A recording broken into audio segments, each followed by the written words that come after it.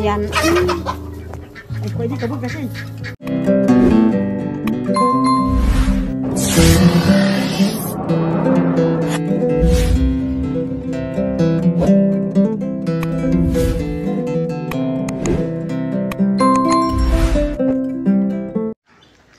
Good morning. Hello everyone. Welcome to my vlog.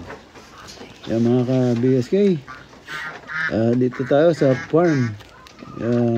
Yan ang ano natin ngayon. Video for today. Yan po. Nagpapakain tayo ng ng mga livestock. Ang sasaya na po ng livestock natin ngayon. Nag-iiklugan na po lahat. Nag-iiklugan na. Lahat, pabo, manok, bibi. Yan. Ay, pwede ka ba kasi? At ang sisigla nila ngayon. So, ayos. Balik ulit ang sigla ng ating livestock. Dati, tahimik. Ngayon, okay na sila. Sana yung maiklog nila, yung mapisa ng ayos. Lahat, no? Para yung mga nawala mapalitan at sumobra pa.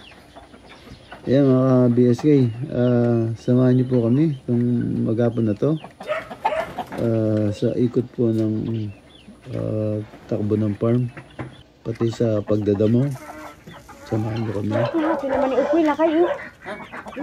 Ayan po si Daniel, yung ating bagong katiwala o caretaker dyan sa farm.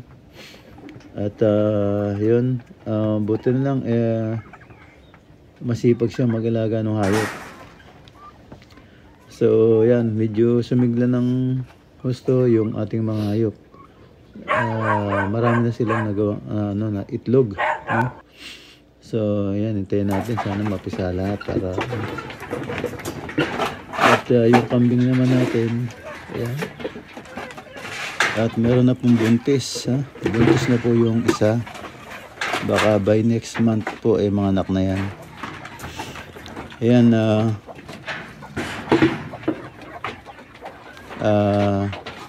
medyo nakakagala na sila dun. Bumababa na sila sa bahay. Kaya sabi ko maglagay ng damo. Kasi yung mga kambing kailangan ng makakain ng damo. Dahil pag hindi sila nakakain ng damo tumataba sila pero matamlay.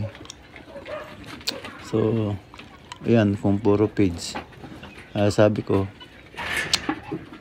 bigyan ng feeds konti lang at bigyan ng damo marami. Ayan. So yan, medyo yung ating kambing sumisigla naman. So ayos. So, yan yung ating mga hayop. Yung ating mga bibi, binibigyan ng saging. Sabi ko, yung maglagay ng saging, maghingi doon sa yung tatapon na ba, yung nabubulok ba, yung hindi na nabibili. Yun, kakainin ng mga bibi yan, manok, para mangiklog sila. Kasi malakas ang sustansya niyan, potassium. So kaya yung mga saging na sa baba, kahit anong saging. So kaya yan, no? Masigla yung mga manok dahil ayan, may natutuka sila, mga bibi. Ito pong gamit natin camera yung bagong install ng CCTV na tinrabaho nila Kuya Al Vlog 04 at and family. Yan, yung CCTV niya nag-install at nag-welding si Paul, si Kuya Paul. Yan, at sila Kuya Randy. Ayan, saka yung aking kumpare, yung tatay ni Ao, na siya naman ang gumawa ng swimming pool ng mga bibi. So, yeah, at medyo natapos nila kahit na nagkaroon ng aberya sa tubig. Hindi nila kabisado yung kabisadong buhayin yung poso. So, at least yun, nakaraos. Marami rin siyang nahingi na saging. So, yan. Masaya naman yung mga manok at baby. Actually, yung mga bingala, hindi yata lumalapit. Hindi, wala pa ako nakikita. Kasi yung bingala medyo takot sa tao. Lumalayo sa tao. Saka, sila ang hari ng kulungan. Kahit anong hayop takot sa kanila. Dahil sa talim ng kanilang tuka. Kahit yung ahas sa kadaga, pag humuni na yan, hindi makalapit yung ahas sa kadaga. Dahil napakabilis nilang tumakbo at ang galing nila manuka. So, kung ahas, mapapatay nila sa tuka sa kain daga.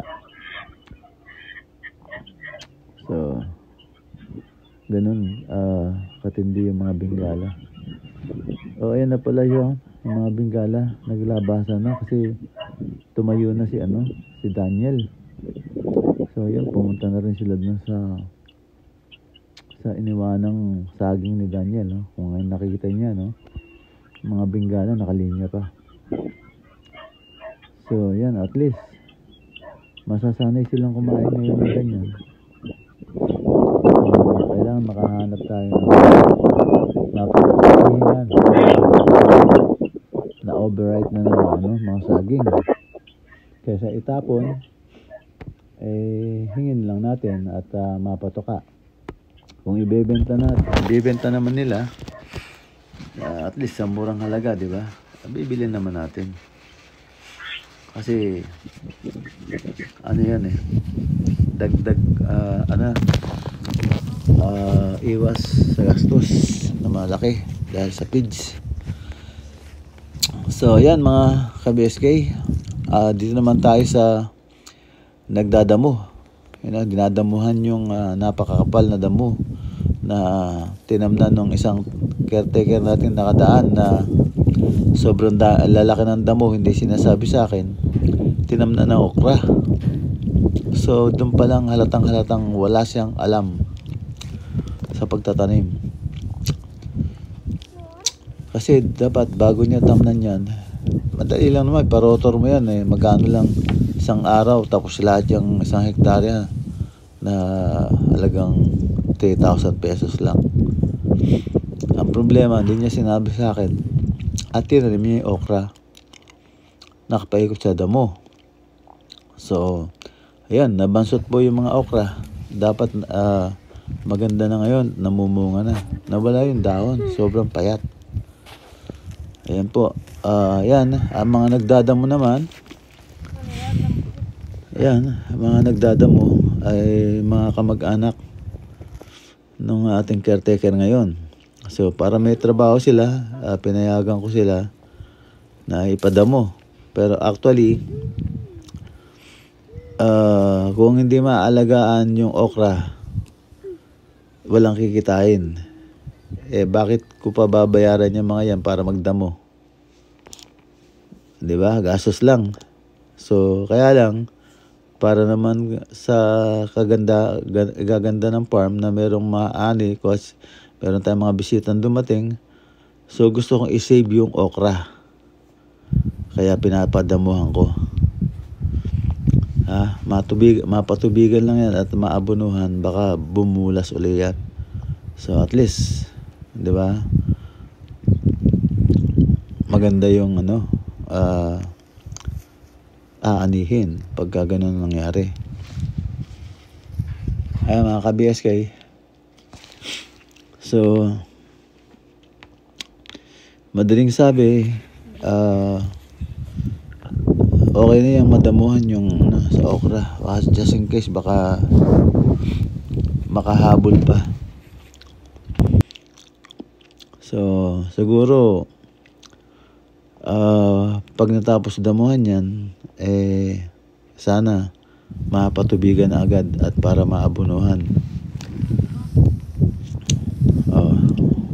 Ayan po yung nadamuhan nila, isang malaking pinitak na puro okra ang tanim.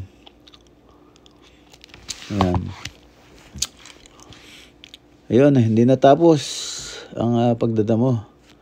Kaya nagbigay uli ako ng another 2,000 para ipagpatuloy nila yung pagdadamo. At 2 tao daw yung titira. So, ayan, tingnan natin kung hanggang saan abutin. At ngayon naman, mga ka-BSK viewers at silent viewers, shout out po sa inyong lahat.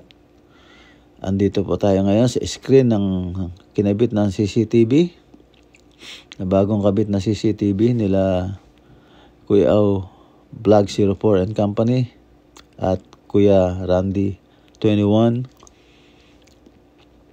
At kasama na rin si XOFW TV. Shout out dyan, ma'am. Ayan. Kasama rin po siyang tumulong dyan. At nagpala ng buhangin, naghalo ng semento sa buhangin. Yan. Si XOFW. Maraming salamat, ma'am. Ayan, shout out sa inyo. Sana huwag kayong madadala. So, yan ang view ng CCTV. Naiikot-ikot po yan ng 90 degrees. 100, ba yung tawag doon?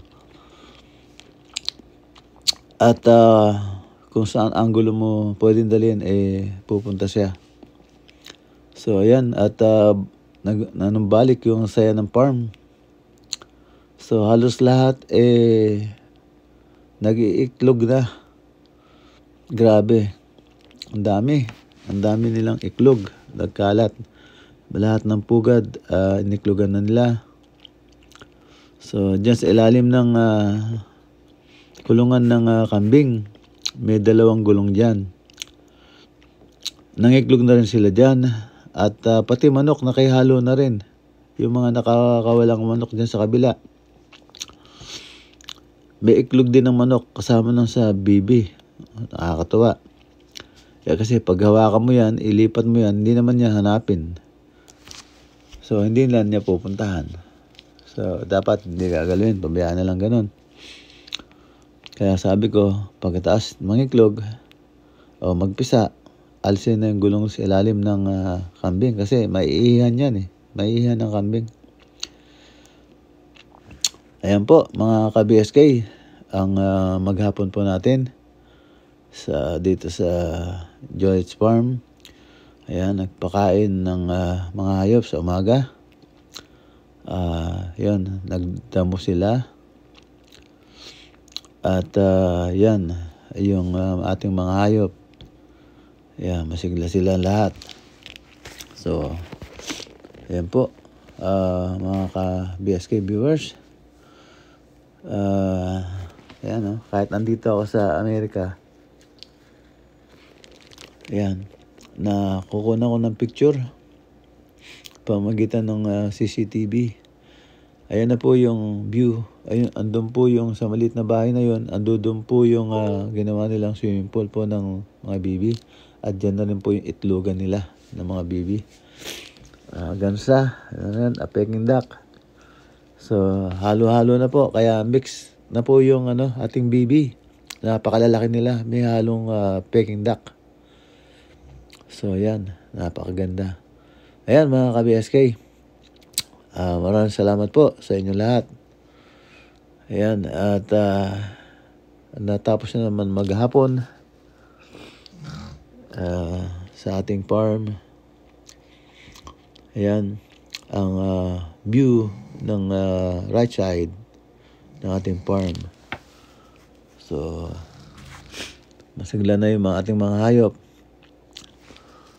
Sige po. At dito lang po muna. Ingat po kayo dyan kung saan man po kayo naroroon. At keep safe sa lahat. Ayan, maraming salamat. At shoutout sa ating mga BSK viewers, mga ka-BSK, at sa ating mga subscriber at silent viewer, lalo na sa ating mga kaibigan. Ayan, sana wag kayong magsasawa o madadala at anyong tangkilikin ang aking channel. Maraming salamat po. At sa abot ng aking makakaya, tutulong tayo kahit kanino. Ayan, pag meron, meron. Pag wala, wala. Ayan, dito lang po muna. Ingat po kayo dyan and God bless. Bye.